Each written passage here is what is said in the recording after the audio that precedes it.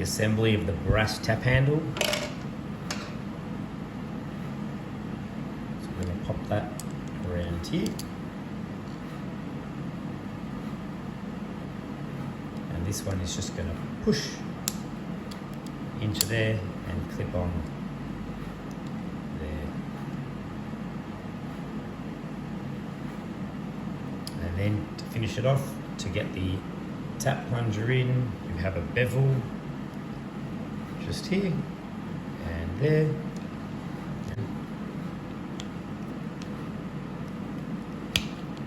Roll it in like that.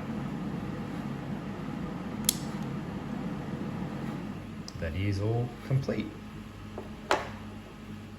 Don't forget to add your food grade lubricant to the 2 O-rings before replacing it in the machine.